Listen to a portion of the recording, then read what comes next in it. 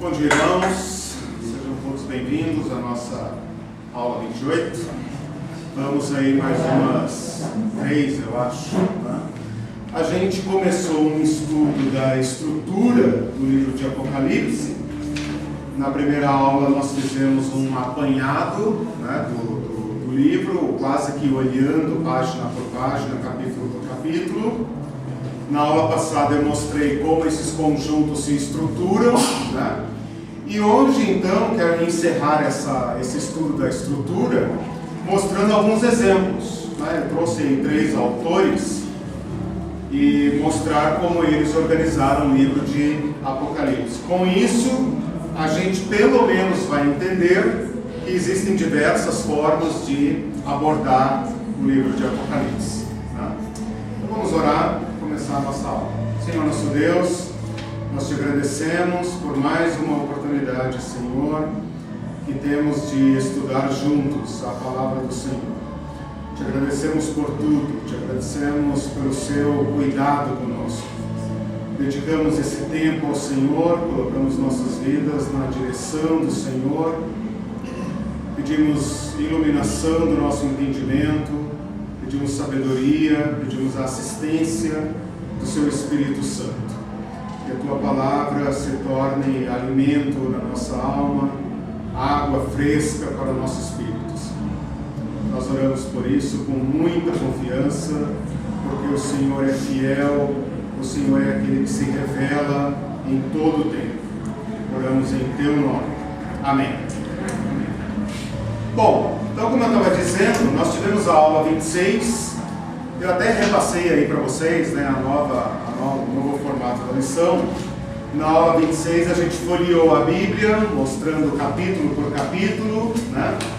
Na aula 27 nós mostramos as possibilidades de organização desses quadros e também já apresentando se eles se apresentam numa sequência sucessiva ou paralela.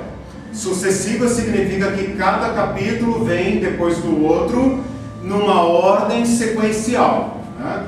E paralela significa que os quadros do Apocalipse, as sessões, podem se organizar paralelamente, ou seja, os eventos são tão ricos, tão complexos, que o autor os expõe paralelamente. Então ele vai e volta, né?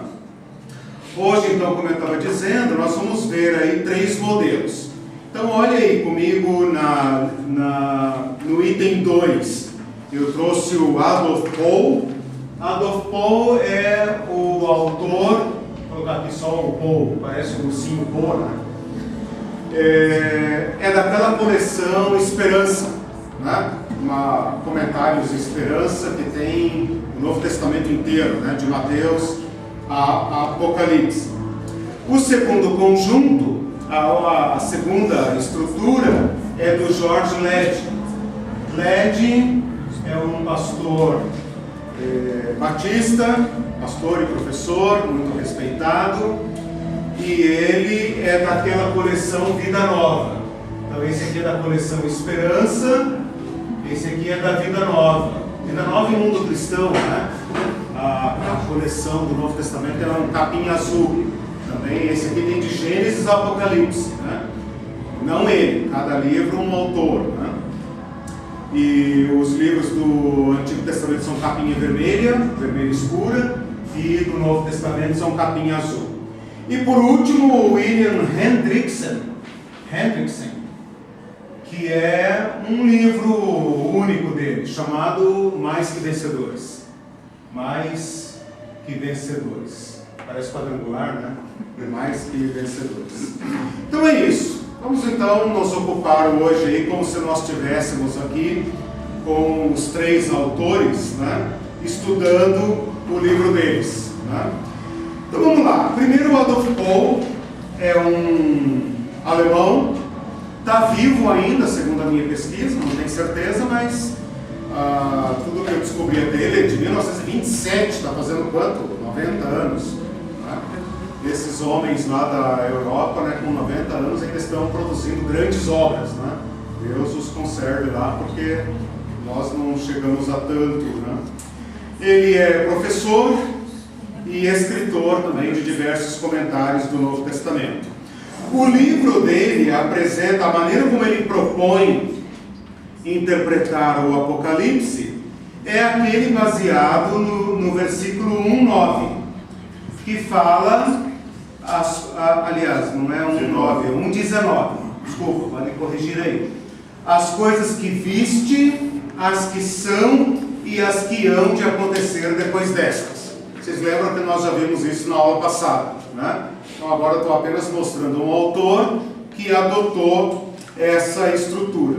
Então, segundo ele, o livro de Apocalipse tem uma moldura, né? Então vou colocar assim, a moldura, né? Um quadro. Começando aqui com a introdução, né? Isso aqui é importante, que vai o capítulo 1 inteiro. Aliás, uma parte, o capítulo 1 inteiro, né? O capítulo 1 inteiro tem a apresentação, prefácio, etc., né? Olha aí os 20 versículos, né? E termina com a visão de Jesus. Então, a visão de Jesus é que vai determinar o livro inteiro.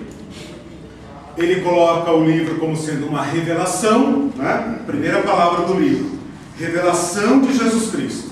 Então, todo o livro é um desenvolvimento desse tema aí. É uma revelação, né? E a visão predominante, vou tirar esse risco aqui, né? Porque isso aqui é a introdução. E a visão predominante é a visão de Jesus, né? O livro vai ser apenas um desenvolvimento da visão de Jesus, daquilo que Jesus está revelando. E aqui no final, né, tem uma conclusão, um fechamento. Então aqui vão aparecer as exortações e tal, que é o capítulo 22, né? Então capítulo 1, capítulo 22, né? Dentro do livro, então, do capítulo 2 até o capítulo 21, ele estrutura dentro daquele esquema que está no versículo 19. As coisas que viste, as que são e as que hão de acontecer, né? As 7 cartas da igreja são as que são, capítulo 2 e 3, né? E tudo o mais, do capítulo 4 ao capítulo 21, né? Do 4 ao 21, são as coisas que hão de acontecer, pelo menos em relação a João, né? Nós vamos ver depois, na próxima aula, essa questão do tempo em Apocalipse, né? Se o Apocalipse é algo histórico, ou seja, já passado, se o Apocalipse é algo presente, ou seja, está acontecendo, ou se o Apocalipse está trancado no futuro como algo que Deus ainda não abriu a porta. O dia que Deus abriu a porta, aí o Apocalipse invade a nossa vida, né? Mas por enquanto não precisamos entrar nisso, né? As coisas que hão de acontecer em relação a João. Então não precisamos aqui questionar se o Apocalipse é totalmente futuro ou não. Percebam aqui que o grosso do Apocalipse, quer dizer, a maior porção do Apocalipse está nesse segundo conjunto, né? Então vamos olhar aí o segundo conjunto agora, só esse quadrinho aqui, né? Então, moldura, introdução, moldura, conclusão, né? As coisas que são, primeiro conjunto, né? O que é o quê? As igrejas. Isso é o que é o presente de João. Tudo o mais é futuro para João. Então ele coloca do capítulo 4 ao capítulo 21, como se fosse as coisas que hão de acontecer, ou que têm de acontecer. Bom, isso é um grande problema, né? Porque a maior parte das nossas perguntas estão justamente do capítulo 4 ao 21, né? O capítulo 2 e 3 a gente passa legal, né? O resto a gente entende. A maior parte das nossas dúvidas está do capítulo 4 ao 21, que é o que ele chama de segundo conjunto. Então vamos ver aí como que ele organiza. Capítulos 4 e 5, é bom a gente ir folheando, né? Para a gente também se acostumar com o Apocalipse, né? Capítulo 4 e 5, se você observar aí, é uma cena no céu, né? Eu lembro que a primeira vez vez que nós estudamos Apocalipse, lá no nosso primeiro seminário, né, uma das primeiras coisas que o professor fazia é tarefa de casa. Vocês vão ler o capítulo 4 e 5 e vão fazer um desenho da visão de João. Então aparecia de tudo, né? Porque aqui aparece o arco-íris, 24 anciãos, 4 seres viventes, anjos, o leão, o cordeiro, Deus aparece como uma grande pedra preciosa, brilho, etc. Então é uma cena assim, né? Imagina você com uma caixinha de 24 cores, né? E a imaginação solta, né? Era legal. Aliás, vocês podiam fazer isso, né? Isso é bacana, a gente fazer aqui os trabalhinhos, né, dos alunos, né? Expor aqui na parede o que você viu, né? Aí você tem também a dificuldade de João, né? De passar para nós por escrito, né, o que ele viu. Mas em suma, você tem aqui uma cena no céu.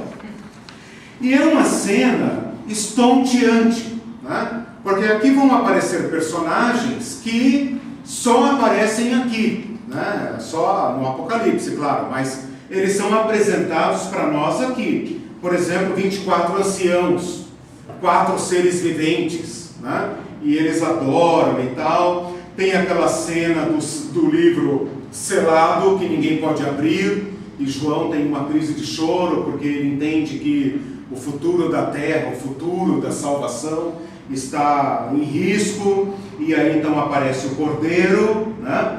E ele então é aquele que pode abrir o livro, e tudo isso intercalado com cânticos, hinos e adoração. Então é uma cena estrondosa, é uma cena maravilhosa.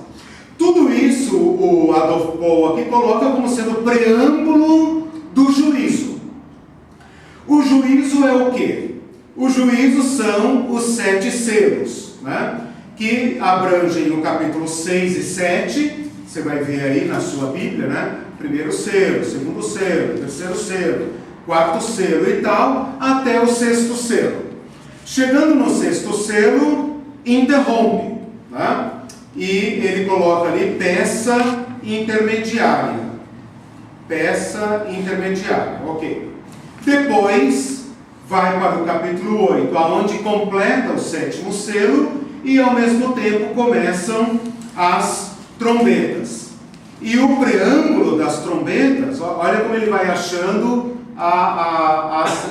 os conjuntos, né? Então tem um preâmbulo para os 7 selos, tem um preâmbulo também para as 7 trombetas. O preâmbulo é as orações dos santos. Entre o 6º trombeta e a 7ª, também tem uma interrupção, que é a questão do livrinho, capítulo 10, o livrinho que João come, né? E o capítulo 11 das 2 testemunhas, né? E termina lá com o 11, 14 em diante, aliás, do 15, né? Eu coloquei 14 aí, mas na verdade é 15, o 7º anjo toca a trombeta. Então aqui tem uma repetição de ordem, né? Entre o 6º e o 7º selo tem uma interrupção, entre a 6ª e a 7ª trombeta tem uma interrupção. Depois tem uma cena aqui que ele chama de apêndice. Então percebam que tem 2 apêndices, né? Tem um entre o capítulo 11 e o 15, que é o quê? A guerra no céu, né? A mulher, o dragão, a besta e a multidão, né? E depois, lá no capítulo 17, ele fala também de apêndices. Então percebam que as peças que ele não consegue encaixar no esquema, ele dá o nome de apêndice, apendicite, né? Não, apendicite é a inflamação do apêndice, né? Como a gente não sabe para que serve o apêndice, então a gente coloca apêndice, né? Apêndice é aquilo que você acosta ali, né? Não encaixa no plano global, né? Então ele dá o nome de apêndice. Veja lá, no capítulo 12, veja só, você tem a descrição do 7º selo. Vamos ver ali no capítulo 11, versículo 19, fala assim, ó. aliás, versículo 15, né? Sétimo selo, tocou a trombeta. Opa, fechou um ciclo, né? Começa ali as trombetas e tal, interrompe e tal, mas fecha. Você fica esperando a sétima trombeta e ela vem, a sétima trombeta. E então tem aí um culto e tal, de novo, aos 24 anciãos, né, se ajoelham diante do trono. Isso faz você lembrar do capítulo 4, onde eles aparecem, né, e cantam e tal, né, etc. Versículo 19: abriu-se então o santuário de Deus, que se acha no céu, e foi vista a arca da aliança. Olha que interessante. No seu santuário, e sobrevieram relâmpagos, vozes, trovões, terremotos e grande saraivada. E corta. Esquece capítulo e versículo, né? Quando João escreveu, não tinha capítulo nem versículo, e muito menos título. Aí, o capítulo 12, versículo 1 fala assim: viu-se grande sinal no céu, a saber, uma mulher vestida de sol, com a lua debaixo dos pés e uma coroa de 12 estrelas na cabeça. Rompe completamente a cena, né? Então, o nosso autor aqui vai chamar isso de um apêndice, né? É um acostado que está aí, né? Não se sabe se está na sequência do capítulo 11, mas é uma sessão que está aí. Essa sessão é muito importante, né? Porque ela vai tratar da mulher. Se você conhece o Apocalipse, você vai saber do que eu estou falando, né? Se não conhece bem, vai andando aí. Vai falar dessa mulher que está tendo um parto no céu, né? E o seu bebê é tomado para Deus, a mulher foge para a terra, aí tem a guerra no céu, Miguel e seus anjos pelejando contra o dragão e seus anjos, né? E termina com a mulher, o dragão atirado à terra, versículo 13, a mulher, o dragão, né? Então começa com a guerra entre a mulher e o dragão, termina lá com a mulher e o dragão, né? E termina assim, olha lá, no versículo 17. Irou-se o dragão contra a mulher, mas a mulher está protegida. O filho varão dela é tomado, a mulher é protegida, e então o dragão vai descarregar a sua ira contra os descendentes da mulher, né? E ele coloca o seu pé sobre a areia do mar, e do mar surge a besta. Então você tem que colocar aqui o capítulo 12 e o 13 juntos, né? Porque o dragão põe seu pé sobre a terra e o mar, né, sobre a areia do mar, e no versículo 13, capítulo 13, versículo 1 fala assim: vi emergir do mar uma besta, né? Então o dragão está entre a terra e o mar, do mar vai nascer uma besta e da terra vai nascer outra besta. Então todo aquele conhecimento que nós temos da besta, tudo que a gente fala sobre a besta no Apocalipse, está aqui no capítulo 13, né? Capítulo 12, 13, e o capítulo 14, que mostra, de certa forma, o resultado da ação da besta, que é o quê? A multidão dos salvos, né? Então, o capítulo 14 começa assim: olhei e eis o cordeiro, de pé sobre o monte Sião. Então a besta aparece de pé, né, na terra, o dragão lá e tal, e agora o cordeiro de pé no monte Sião. E com ele 144 mil e tal. Depois fala da multidão, que cantavam cânticos e tal, né? E fala também dos adoradores da besta e da colheita da terra, né? Então de novo faz uma passada aqui desde o céu, né? O céu, a mulher no céu, passando pela besta e pelo resultado e pelo julgamento, porque vai terminar o capítulo 14 dizendo assim: então saiu do santuário que se encontra no céu outro anjo que tem uma foice afiada. Então a gente também pode perseguir no Apocalipse esses objetos, né? A foice afiada, a colheita, né? Esses grandes desfechos aí. E aí então termina o apêndice de Adolf Paul. Vem então o quê? as 7 taças. Aliás, olha só, capítulo 15, preâmbulo de novo. Então, cada vez que vai começar um conjunto de 7 selos, 7 trombetas e 7 taças, né? Tem um preâmbulo. Então, tem um preâmbulo aqui. Então, ele consegue achar essas ordens, né? Então, o capítulo 15 é um preâmbulo das 7 taças. E o preâmbulo também é um culto. Então, olha só. Antes de cada série de 7, tem um preâmbulo que é um culto, né? Que tem aí uma liturgia, uma adoração. Aí vem então as 7 taças, né? E termina aí, que é o capítulo 16 inteiro. Capítulo 16 inteiro termina lá com a 7ª taça. Caiu a grande cidade e tal, né? Desabou, etc, etc. E fala como se tivesse vindo o grande clímax do juízo. Aí vem então de novo os apêndices, né? E esses apêndices vão tratar da queda de Babilônia. Então veja lá, capítulo 17. Veio um anjo, um daqueles anjos lá que tinha a responsabilidade do juízo, né? Vem e mostra para ele a grande Babilônia. E no capítulo 18 mostra a queda da Babilônia, né? Queda da Babilônia. E o capítulo 19 vai mostrar, que também está dentro aí do apêndice, vai mostrar o resultado de tudo isso, que é o povo no céu. Então fala de novo dos 24 anciãos, dos 4 seres viventes, a grande festa, as bodas do Cordeiro, né?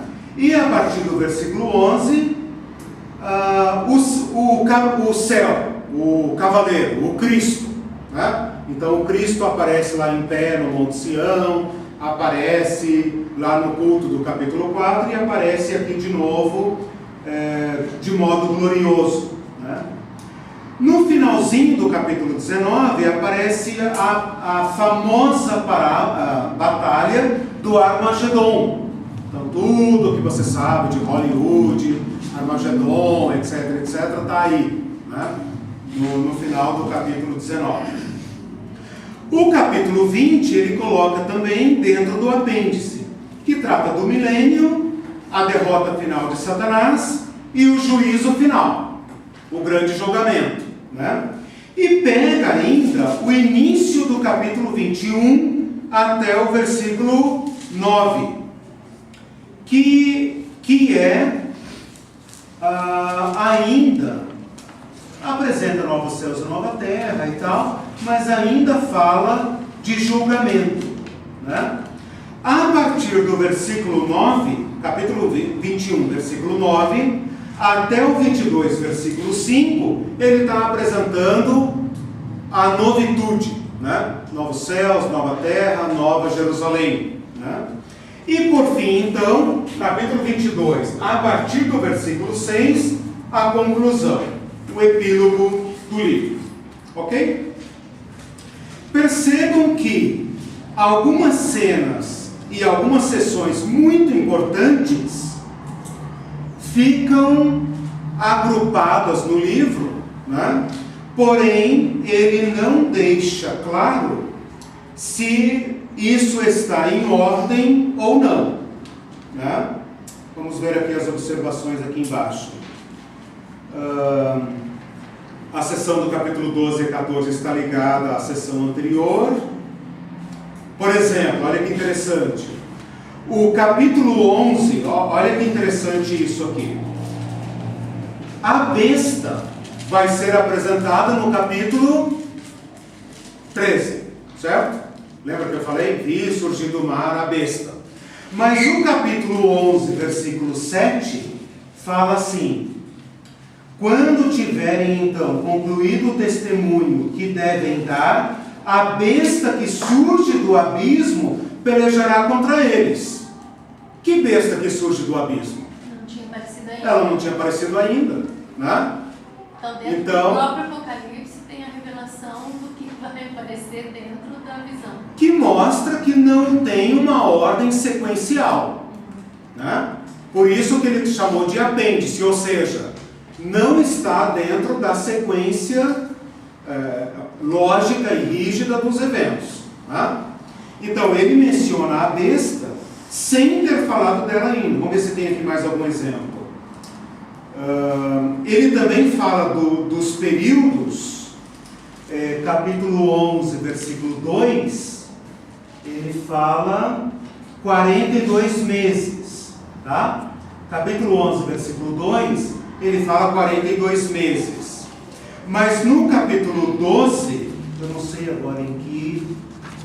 tem diversos aqui, né? Acho que lá no final, 1260 dias, onde é que está? Eu não anotei aqui o versículo. Quando ele fala da mulher, versículo 14, ele fala um tempo, tempos e metade de um tempo. E tem no versículo 6, ele fala 1260 dias. Esses períodos aí de 42 meses, 1260 dias e 3 tempos e meio são exatamente equivalentes. Então esse pode ser uma dica do autor de que ele está relacionando esses períodos, né? Não se preocupem em entender isso agora. O importante é apenas saber que o que ele chamou de apêndice não está na sequência cronológica, né? São eventos do livro que estão dentro das séries de 7. Né? Então essa é a dica que ele está dando. Nos capítulos 17 a 22, que ele também chama de apêndice, menciona-se o anjo das taças. Por exemplo, capítulo 17, versículo 1, fala assim, olha: veio um dos anjos que tem as 7 taças. Mas as taças já foram despejadas no capítulo 16. Né? Então ele está mostrando que o que ele menciona no capítulo 17 não está na sequência do capítulo 16. Esse é apenas um exemplo. Deu para entender? Então é o seguinte. Vamos dividir assim, ó, nas 3 séries, né? 3 séries e os apêndices. Então tem um apêndice aqui, apêndice, né? E outro aqui. Não, no final, aqui, apêndice. Certo? O que ele está mostrando é o seguinte: o que ele narra nesse apêndice aqui não está na sequência de onde ele foi colocado no livro. Por quê? Porque tem informações aqui que estão entremeadas a essa seção. E aqui também. Qual é a evidência? Aqui fala da besta. Né? Mas, aliás, aqui, né, fala da besta. Mas a besta só vai ser apresentada aqui. Né? Aqui fala das taças. Mas as taças já estão tratadas aqui. Então é como se essas partes aqui estivessem encaixadas no livro, né? Mas não na sequência em que ela está anotada. Posso entender também que a narrativa ela pode ter uma sequência, mas ao mesmo tempo com uma visão, posso ver um quadro da visão, porque tem nesse quadro fatos que foram e fatos que estão acontecendo. Dentro dela retratar eles no mesmo tempo. É isso aí, né? É simples, né? Não, veja, o livro está escrito nessa ordem, né? Capítulo 1, 2, do 4 ao 21, 22, né? Ele destaca o capítulo 1 como sendo a moldura, a entrada. Ele destaca aqui no final como sendo a conclusão. Então, o livro tem um aspecto de epístola. João, servo, né, do Senhor, etc., preso, igual Paulo, né? Paulo, apóstolo de Jesus Cristo, etc., tal. Introdução. E termina aqui, né? Saudações à igreja, né, e tal, fiquem firmes, etc. Então, tirando essa parte que é moldura, ele tem 2 tempos no livro. Uma que é presente, isso aqui é fácil, tiramos, né? E a outra que é futura. A futura, ele organizou nas séries de 7, então 7 selos, 7 trombetas, 7 taças, né? Em sequência, porém destacando esses eventos aqui, né? Como estando fora da sequência. Então, esses eventos aqui são paralelos a essas sequências. Eles estão encaixados aqui dentro, né? Como se fosse um recorte que ele fala assim, ó, aqui de dentro eu tirei uma visão, então eu vou registrá-la aqui à parte. Mais ou menos isso, né? E qual o argumento que ele usa? O argumento do próprio texto. Ele fala de personagem aqui que aparece lá. Ele fala da taça aqui e ela aparece lá. Então ele está dando a entender que esses eventos, né, a besta e a Babilônia, né, estão encaixados, estão sobrepostos a esses juízos aqui. Só precisamos, digamos, de certa forma, entender o esquema dele, né? Então, perguntas, comentários, não precisamos desvendar o livro inteiro, né? Só para entender qual é o raciocínio do Adolf Paul. Se você pegar o livro, você vai ver que essa é a abertura que ele dá. Deixa eu ver aqui o que eu anotei sobre o 7 dele, né? O livro apresenta sessões de 7. Alguns autores tentam encontrar essa mesma estrutura na sua sessão principal. O Adolf Paul é contra isso, né? Você ficar tentando achar 7, 7, 7, 7 em tudo, né? Ele acha que essa é uma estrutura artificial. Então ele aproveita para a estrutura que ele propõe apenas os 7 que estão explícitos no livro.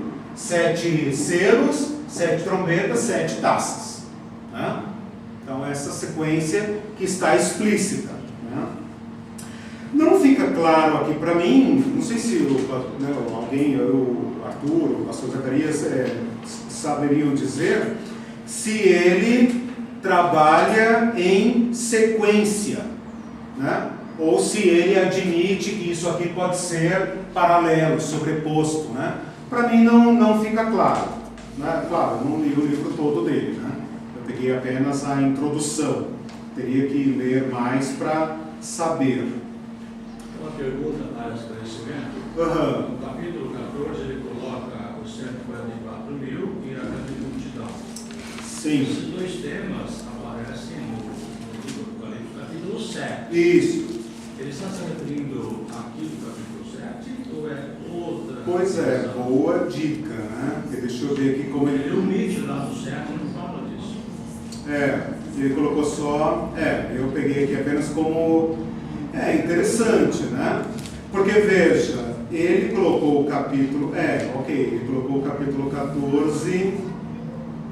O capítulo 14 como apêndice, né? E de fato. Mas ele faz esse gancho. Boa questão. Boa questão. O capítulo 7 e o capítulo 14 se relacionam, né? Boa questão, eu preciso ver se isso indica, né, que ele vê a sobreposição, né? Vou dar uma olhada nisso, uma boa questão. O Arthur conhece o livro do Adolf Paul? Não, tá. Alguém mais leu alguma coisa? Ninguém leu um livro assim de Apocalipse? O que vocês fazem nas horas vagas? Comentário de Apocalipse? Eu leio outros livros. Não, é por isso que eu acho interessante olhar isso aqui, para a gente ir quebrando, né, e se aventurando nessa selva aqui, né? Então, o pastor Zacarias, antes que o Arthur fale, só para frisar, o pastor Zacarias frisou que entre o 7 e o 14, que está aqui, né? Aliás, o 14 ele colocou no segundo apêndice, no primeiro apêndice. O capítulo 7 está aqui dentro e o capítulo 14, né, tem um certo paralelismo. Porque ambos os capítulos são dedicados às multidões, né? as multidões, os 144 mil. Então, essa dica é muito importante, perceber as repetições em Apocalipse. Né? Eu vou ver se a gente consegue dar uma última aula sobre esses detalhes, assim, os paralelismos, né, que tem no Apocalipse. Diga não. Quer falar alguma coisa? Não? Alguém quer falar alguma observação? Eu estou apenas mostrando um autor, né, que aplicou no seu comentário uma daquelas estruturas que nós estudamos na aula passada. Né? Quer dizer, ao fazer ele faz um comentário versículo por versículo. Né? Estou fazendo propaganda aqui da editora Esperança, né? Adolf Paul. Ao fazer um comentário versículo por versículo, ele tem que ter em mente um mapa global do livro. E o mapa dele é esse daqui. Né? Não esclarece, digamos, todos os pontos, né? Ou pelo menos precisa uma leitura mais profunda. Né? No ano que vem nós vamos fazer isso. Né? Vamos tentar descer. Né? Agora a gente está sobrevoando o terreno, né? Olhando e tal, né? Onde tem rio, onde tem, né? O ano que vem eu pretendo então descer e ir na trilha, né? E tentando seguir o esquema. O LED sempre me parece, eu li, não é que eu li, né? Eu com pesquisa, porque ele é um livro de comentários, né? Sim. Um livro que a gente lê na sequência, mas para ir estudando conforme você vai lendo o livro, né? Sim, mas ok. ele me parece que ele é pré-milenista, né? Inclusive, né? O E o Hendrix, ele é amilenista. O povo não sabe qual é. tá, interessante. Vamos levar isso em conta. Eu já ouvi falar dele, mas nunca li a obra dele, né? Então você não sabe. Tá, vamos então já entrar no LED. George Led, falecido em 82, canadense, pastor e professor batista, então estamos em casa. Especialista em teologia do Novo Testamento, um dos grandes nomes da teologia do Novo Testamento, inclusive, né, tem uma obra de referência chamada Teologia do Novo Testamento, excelente. Né? Era crítico do dispensacionalismo. Né? Lembra que eu falei para vocês na história da escatologia, né, que o dispensacionalismo fez a festa no século XX, né? Foi a grande escola escatológica do século XX. E ele foi um crítico dessa postura, então ele fez o contraponto. Né? O dispensacionalismo é aquele que crê no arrebatamento secreto da igreja, né? 7 anos de tribulação, vinda de Jesus, milênio e toda a história dividida nessas eras, né? Essas eras de dispensação. O George Lade não aceita essa questão. Ele vai fazer uma divisão mais complexa, né, do livro e muito interessante. Então vamos ver aí. Ele reconhece 4 séries de 7, porque ele inclui a igreja. Né?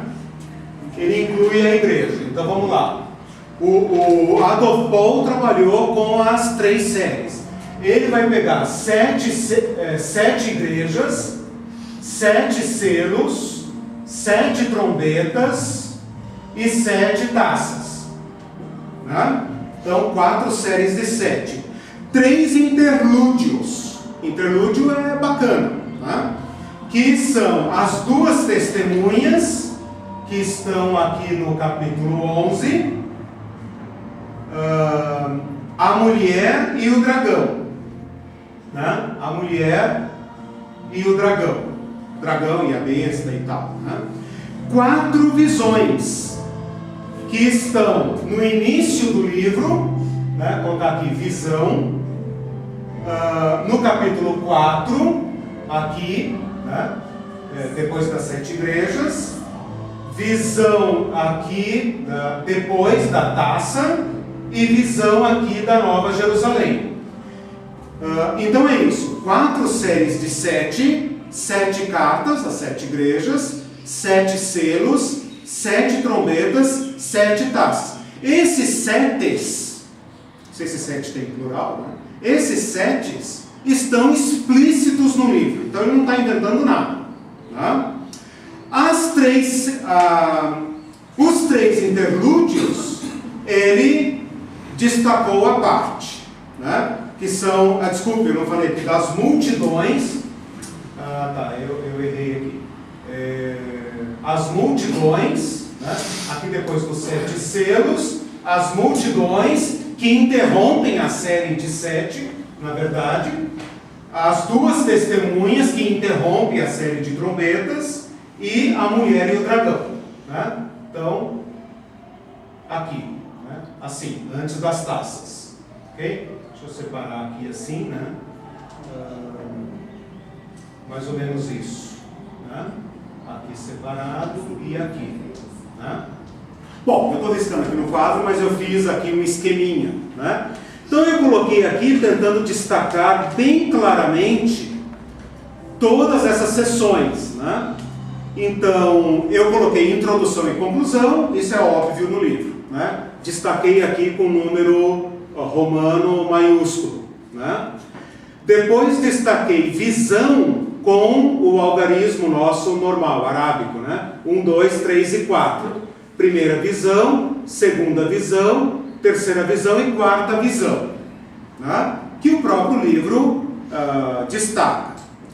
Depois as séries de 7 eu destaquei com a letra maiúscula, né? Então primeira série, 7 cartas às 7 igrejas. Segunda série, a abertura dos 7 selos. Terceira série, 7 anjos e 7 trombetas. E quarta série, 7 anjos e as 7 taças, né? Ok. Com isso, ele faz uma visão mais pormenorizada do livro de Apocalipse. Então vamos dar uma olhada aí no livro, olha lá. Introdução. Vai do versículo 1 até o versículo 8. É onde ele se apresenta mesmo, né? Na verdade seria até o versículo 7, né? Desculpa. Isso, até o 8, estava na página errada. Então, o versículo 1 até o 8 é a introdução da carta mesmo. João, as 7 igrejas e tal, como se fosse o Paulo escrevendo para as suas cartas, né?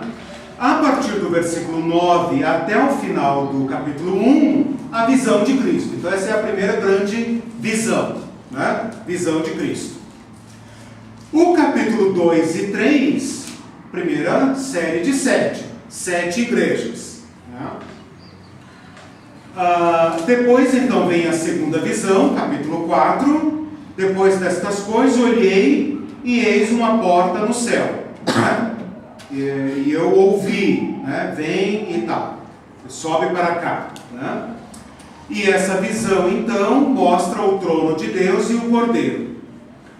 A segunda série de 7 começa no capítulo, aqui eu coloquei 5, mas está errado, é 6, né? A anterior foi até o 5:14, aí é 6 na verdade, 6:1, né? E vai até o 8:1. As multidões do capítulo 7, ali, os 144 mil e as multidões, estão como interlúdio. Por quê? Porque tem uma interrupção aqui entre o 6º e o 7º selo. Então ele chamou isso aqui de interlúdio, né? Aí então vem os 7 selos e 7 anjos e 7 trombetas, e tem também um interlúdio no meio. Então, isso que ele está chamando de interlúdio, entre os 6 e os 7, né? Entre os 6 e os 7, o interlúdio, né? Que são quem? O livrinho, a visão do livrinho e a visão das 2 testemunhas. Não precisamos agora discutir sobre as 2 testemunhas e tal. Apenas que essa cena interrompe entre os 6 e a 7ª trombeta, a 6ª e a 7ª trombeta. E depois que termina as 7 trombetas, um interlúdio, porque depois não terá divisão aqui entre as taças, então ele já coloca o interlúdio no começo. Então ele chama isso aqui de interlúdio, que é a visão da mulher, do dragão, da besta e do falso profeta, que inclui aí o capítulo 14, né? Então aqui sim ele coloca o capítulo 7 e o capítulo 14 como interlúdio. Tá? Depois então, os 7 anjos e as taças, que estão lá no capítulo 15 e 16. Perceba que aqui ele não fala de preâmbulo, né? Ele faz uma outra observação. A terceira visão é o julgamento da Babilônia. Então ela vai capítulo 17, capítulo 18, capítulo 19, até o capítulo 21, 8. Né? Tudo isso aqui ele coloca como julgamento da Babilônia. Aqui inclui o milênio, a prisão do diabo, a queda, a última batalha lá do Gog e Magog, né? E mais o juízo final. Tudo isso ele coloca num pacote só. Por quê? Porque ele está estruturando em visões.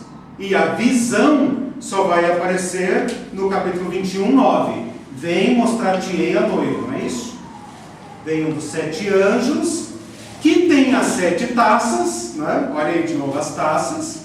Falou comigo dizendo, vem mostrar-te-ei a noiva, né? E então tem a visão da Jerusalém celestial e termina aí com essa visão do casamento, né? Lembra que o capítulo 19 já falou das bodas do Cordeiro. Olha que interessante, o capítulo 19 já falou, onde é que está isso? Versículo, capítulo 19, né? Versículo 19, não, onde é que está? 9, né? Onde é que estão as bodas? É 9 mesmo. É 9. Escreve, bem-aventurada a missão chamada a ceia das bodas do Cordeiro. Ceia das bodas do Cordeiro. Mas lá no capítulo 21, 9, vai falar, vem mostrar-te-ei a noiva, a esposa do Cordeiro. Ah, mas a festa já aconteceu. Hã? A festa já aconteceu. Hã? Hã? Hã? A noiva atrasou. A noiva atrasou, boa. A festa está correndo solta lá e tal, e cadê a noiva? Mas nós somos a noiva, ai meu Deus, né? Então vamos ter que fazer um corretivo aí nessa visão, né? Não podemos atrasar, irmãos, né? Se atrasar fica de fora, lembra lá das lâmpadas. Das lâmpadas lá, né? Se atrasar fica de fora, é perigoso. Casamento judeu não admite atraso, eu acho, né? Bom, essa é uma divisão mais rica, né? Porque até onde eu estou entendendo aqui, né, se o pastor Zacarias ali puder pontuar aí, até onde eu estou entendendo, ele faz um aproveitamento, né, melhor, mais detalhado da divisão natural do livro, né? Porque ele destaca introdução e conclusão, as séries de 7 e as visões. Lembra que eu falei na aula passada, divisão em séries de 7, ternária, e divisão quaternária, né, das visões? O Jorge Lade aproveita as duas, né, porque ele coloca, 4, né, 4 séries de 7 e 4 visões, né, e os interlúdios que o livro destaca, porque por alguma razão que está lá na mente de João, né, entre o 6º e o 7º selo tem um intervalo. Entre a 6ª e a 7ª trombeta tem também um intervalo, né? Então ele aproveita bem, né, a meu ver, a sequência natural, né? Isso eu poderia nos... Agora a dificuldade que eu vejo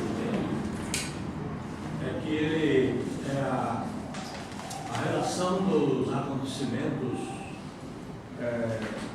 entre esses 7, né? Por exemplo, ele coloca, digamos, as 7 trombetas como sendo o conteúdo do 6º selo. Do 7º selo. Do 7º selo. Ok.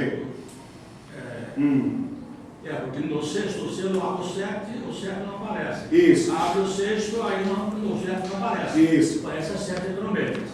Aí ele diz, então, as 7 trombetas representam o conteúdo do último selo. Ok. E as 7 taças lá na frente representam o conteúdo da 7ª trombeta. Então ele coloca em sequência. Eu vejo que, por exemplo, na 7ª trombeta, Aí o texto diz no verso 15 que os reinos do mundo, como a última, a sétima e a última, os reinos do mundo, que é a nossa situação de Cristo, dá a impressão de que não tem mais nada. Não. Aí ele coloca 7 taças, explicando Ok. esse Então ele coloca em sequência, né? Em sequência, 7 selos, 7 trombetas, né? Trombetas e 7 taças, né? É isso? Sim. O sétimo selo, né? O sétimo selo desdobra as 7 taças, né? E a 7ª trombeta, né? Desdobra as 7 taças. O que o pastor Zacarias está falando ali que a gente pode destacar aqui é o seguinte: a impressão que nós temos é que a cada sétimo, né? A cada sétimo, ou seja, final dessa série, o mundo acaba. Acaba tudo. Tem um registro de juízo final e de fim, de grande conclusão. Então, se a gente colocar assim em sequência, como parece que o texto nos induz a pensar, né, fica difícil entender o que é que sobra aqui no final, né? Se a gente colocar em paralelo, né, então seria assim: 7 selos, né, 7 trombetas e 7 taças, né?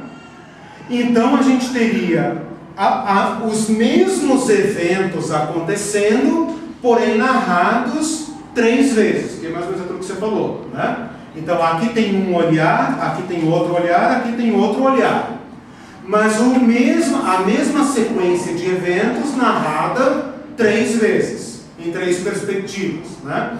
Então tudo isso aqui acontece paralelamente, né? De modo que esse final aqui corresponde a esse final, que corresponde a esse final, né? Uma outra posição, que eu acho que até falei na aula passada, que seria, digamos, um intermediário, seria os 7 selos, e de fato o 7º selo abre uma série de 7, né? Mas essas 2 séries aqui, a trombeta, né? A trombeta e as taças, são paralelas. Então essa aqui seria uma posição intermediária, né? Intermediária, ou seja, de fato o 7º selo não existe, né? O 7º selo, na verdade, é a abertura dessa série de flagelos, né? Agora, uma coisa que talvez devamos destacar aqui é a questão de que isso aqui não é mera repetição, né? Não é apenas um paralelismo, mas é um paralelismo progressivo, no sentido de que essa narrativa repete essa, porém avança, e essa daqui também repete, porém avança. Então não é apenas falou o mesmo, né? Fala o mesmo, porém com o objetivo de buscar você, né, e levá-lo adiante na revelação. As 7 taças também vem, busca, repete os eventos, porém te leva adiante na revelação, né? Então não é um mero paralelismo, mas um paralelismo progressivo, que eu acho que vai ser a visão do Hendricks. Não sei se conhece também o Hendricks, né? Ok, então vamos parar aqui para ficar só com o Lade, né? Então o Lade, deixa eu apagar isso aqui, né, para não avançar.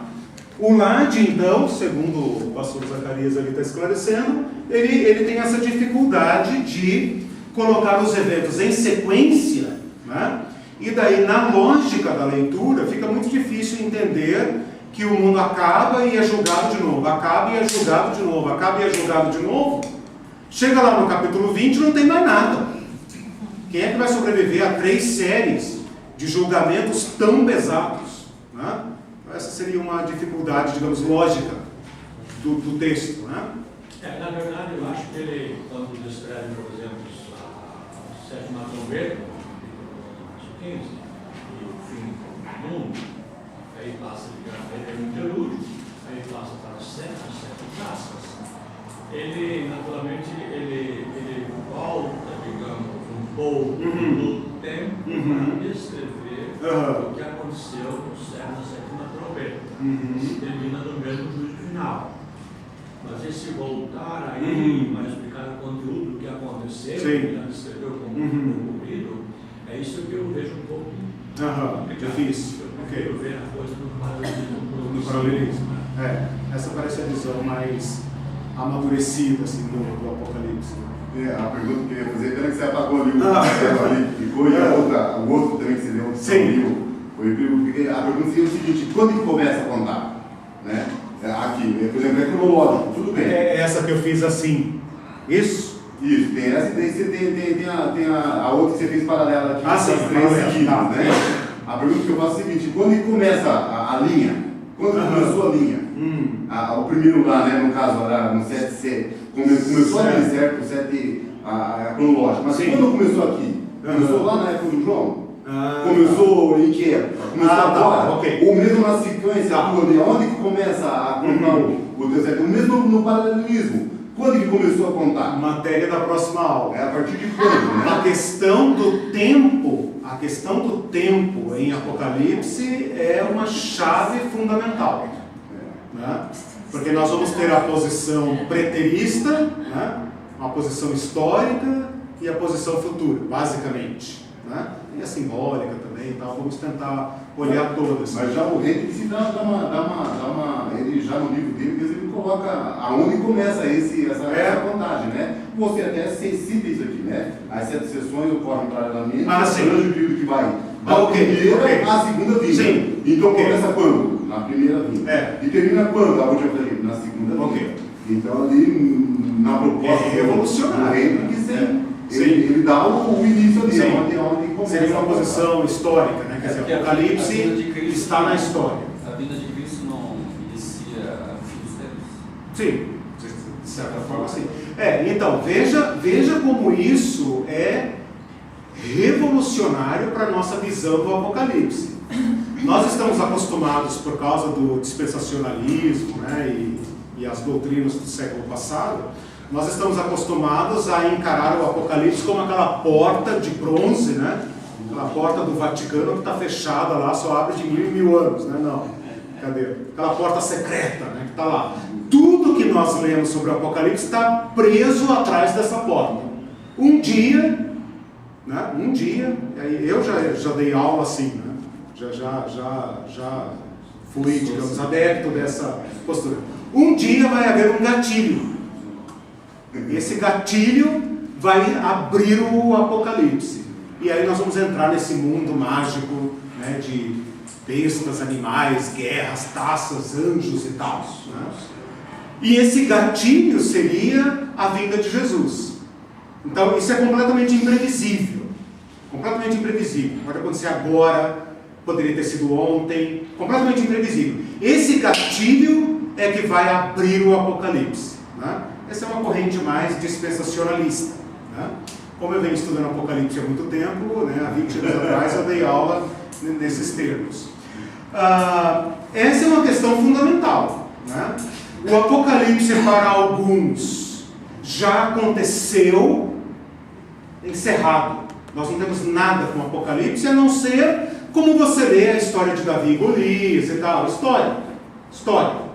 Né? Aconteceu. É a aflição lá da igreja, é João, é o Império Romano, etc. Acabou. É aquilo lá. Né? As esperanças que a igreja tinha. Ou ele está em curso, né? Nós estamos dentro do Apocalipse, ou então ele está trancado no futuro. Mas isso, cada chave dessa, temporal, né? É outro Apocalipse. Se você ler um, é esse. Se você pensar assim, é outro. Se você pensar assim, outro Apocalipse. Né? Então nós vamos ter que olhar os três. Vamos então para o Hendrickson. Só que tem que olhar os três, né? Tem que olhar as três perspectivas. Vamos, 3 e mais. Porque tem pelo menos acho que umas 5 aí, né, para a gente olhar. Tem a simbólica, que encara o Apocalipse todo como simbólico e tal, né? E tem uma outra, não estou me lembrando agora, mas é por aí. Eu já fiz lá a lição, eu vou Eu tô me tiver que sentindo trabalhar. destruída só com esses esboços. Por que, irmãozinho? Não, é tanta praga, tanta. Se a minha esposa está destruída, meu Deus. Gente, é muita coisa. É. Então, esse é o ponto. Essa é a questão que está aqui. É muita coisa. Lá no Apocalipse 20, vai falar de nações. Aí você pensa, meu Deus, mas quem sobreviveu a tudo isso? Né? 1/3 mais 1/3 mais 1/3 é 99%. Né? Acabou. 3/3 é 100%. Né? O que vai sobrar no final? Né? Aí Jesus vem para reinar no milênio. Você vai reinar sobre o quê? Sobre escombros. Sobre o